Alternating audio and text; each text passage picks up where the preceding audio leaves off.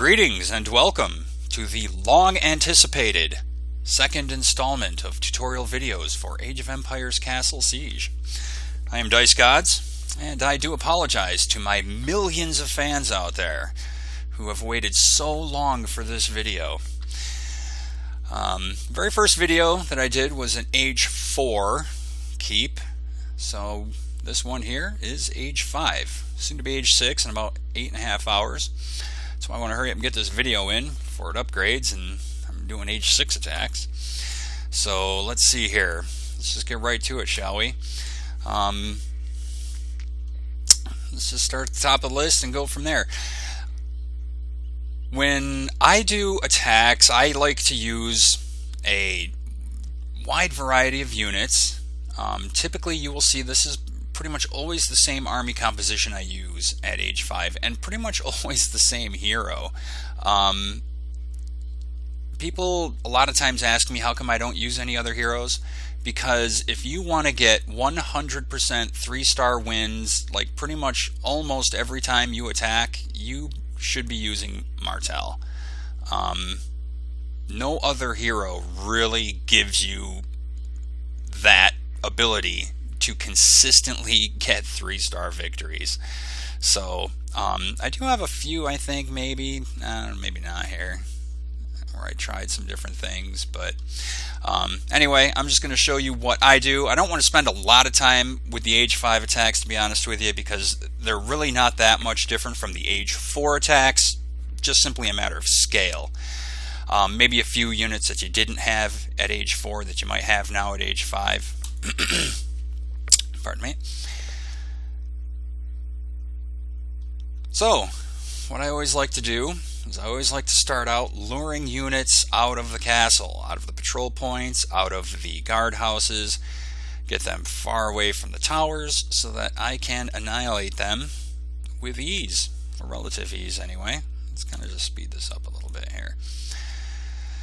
So that's what we're about right here. I'm going to deploy my infantry, or lure them out with the infantry, then deploy the crossbowmen. As you can see here, let me slow this down real quick. These guardhouses on the outside of the castle here, easy prey for, say, like my cavalry here. Hurry up and take those out. That's always a good idea.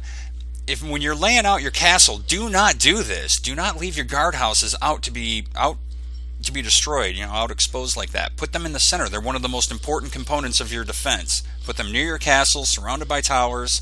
They will continue to send units as long as they remain undestroyed. So by hurrying up and taking those out, I eliminate that threat, and it's all just a matter of dealing with towers from that point on. So what I've done is send in my rams to breach the castle, punch a hole through to the keep, and now I am kind of flooding in some units. I've sent Martel in to draw fire. I'm going to use my blue infantry as a meat shield, and then use the crossbowmen to take out towers as well as the catapults. And that's always the very first thing that I concentrate on doing, taking out all the towers. Everything else will come in time. Once the castle is defenseless, then it's pretty easy just to mop up. So to start, I always like to try and hurry up and take out all the towers. I don't worry about taking out resources or looting or any of that. So let's just kind of speed things along here. We already know the result. We're just going to make absolutely certain that we send units where they need to go to take out defenses, and then there you go. It's all over.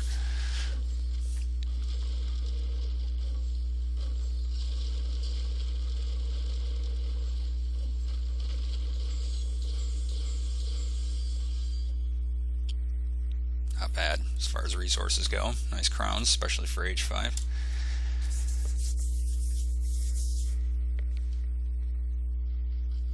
Alright, let's see, what else have we got here? My one and only loss, a disconnect. I really was not very happy about that. Alright, 15 crowns. Let's go ahead and check this one out.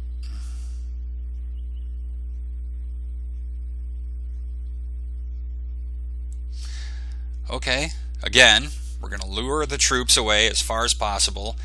I actually set off the watch signal on purpose. And then what I'm going to do, once I have all these units out there, deploy the necessary troops to take them out. Spearmen. Crossbowmen are very good against enemy units. Oh yeah, my Mamluks in the meantime, of course, are just going to go around and they're going to take out these guardhouses and eliminate that threat.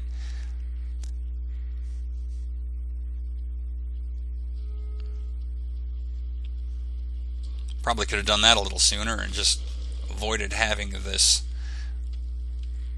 these reinforcements arrive. We already know it's not going to make much in the way of any difference.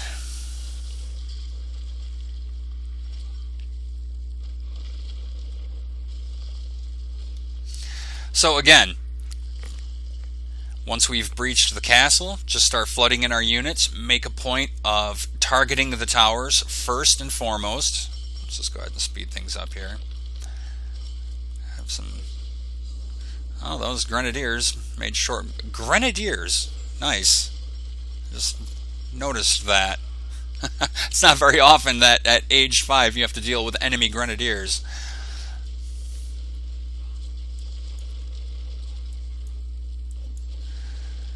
So again, making a point of targeting the towers, not really concerning myself with anything else. Okay, let's discuss this right here. Very, very poor castle design. Never, ever, ever put your army camps inside the walls. Put your army camps like way out in the middle of nowhere because they make no difference to the battle. None. And in all actuality, all they do is reveal the fact that there's no traps there.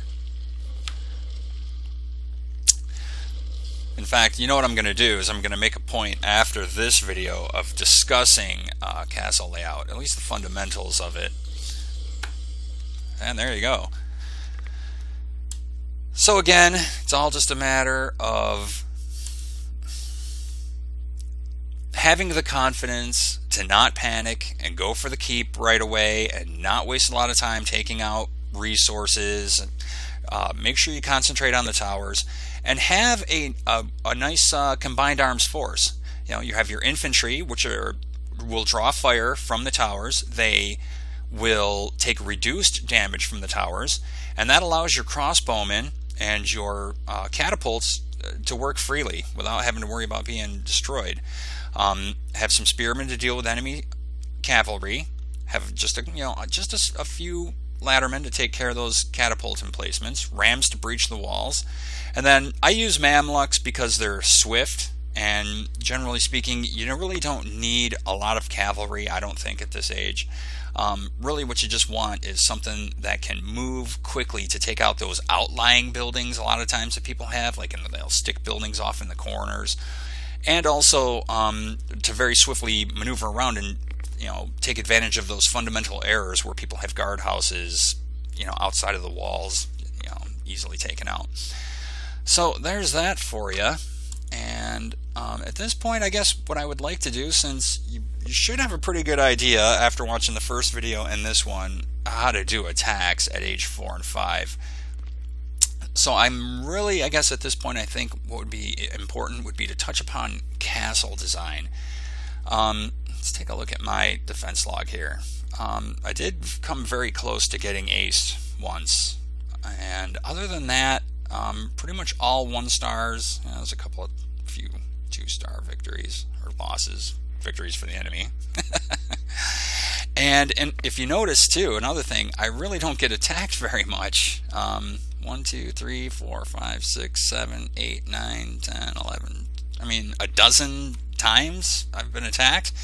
If you're an age 5 player and you're not particularly experienced or skillful, you're probably going to take a look at this and say, oh my god, I'm moving on. So let me tell you exactly what the idea was behind this layout. As you may have noticed in all of my attacks, once you breach the castle, it's real easy to just kind of run around and take out all of the towers, and then the castle is defenseless. By not bothering trying to protect all of these resources per se, by having them within the walls and mainly concentrating on protecting the towers and surrounding the keep, and a handful, just a small handful of important buildings.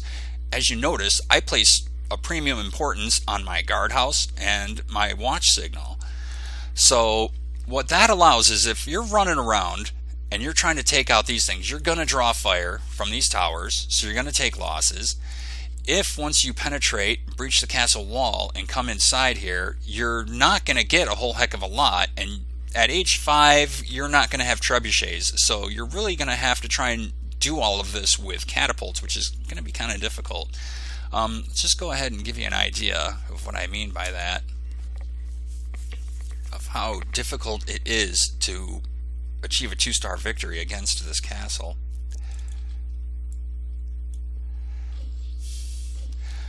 So he's going to open up. He's not going to even try and breach the castle right away. He's just going to try and, like most age 5 players and below, just going to try and flood. Let's slow this down. He's just going to try and flood the castle with units. He's going to satisfy himself at taking all of these resource buildings along the perimeter. And as you can see, it's costing him pretty much everything he has to accomplish that. And even though he gets 58%, he never does get to my keep.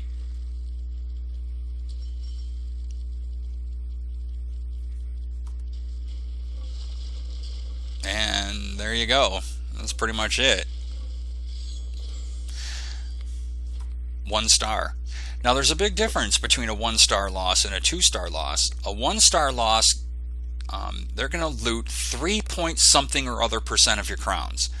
If they get to 2 stars, it's going to be 6 point something %. A big difference. God forbid they ace you and get 3 stars, and they're going to get 9 point something % of your crowns.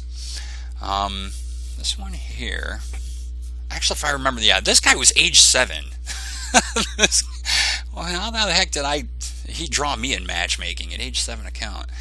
My defense lost there. Let's just go ahead and watch that, though, because, I mean, 302 crowns. This is obviously a fairly skilled age 5 player.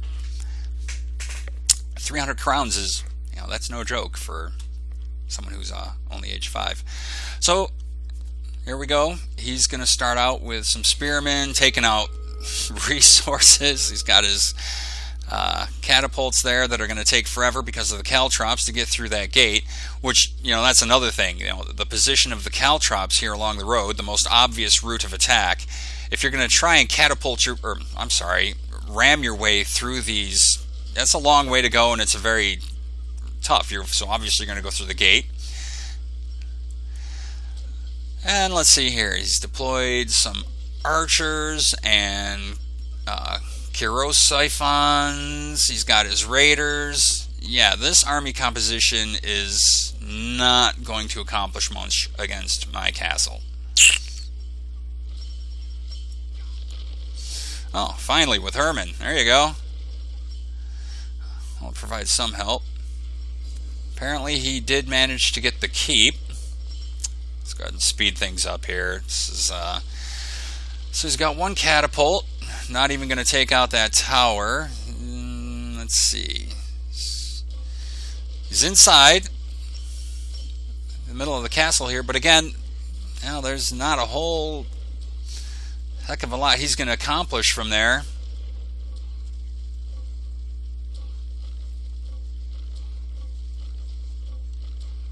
And like most players, he's just going to satisfy himself with getting a decent amount of resources and crowns. 1 star.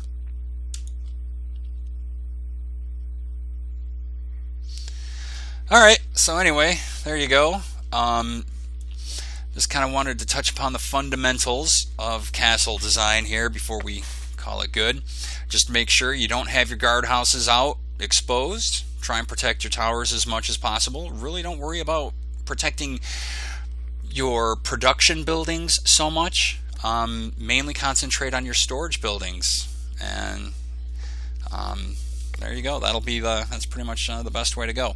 Alright, that'll have to do for now. I'm gonna try and make another video here very swiftly, so we'll see you next time. Dice Gods out.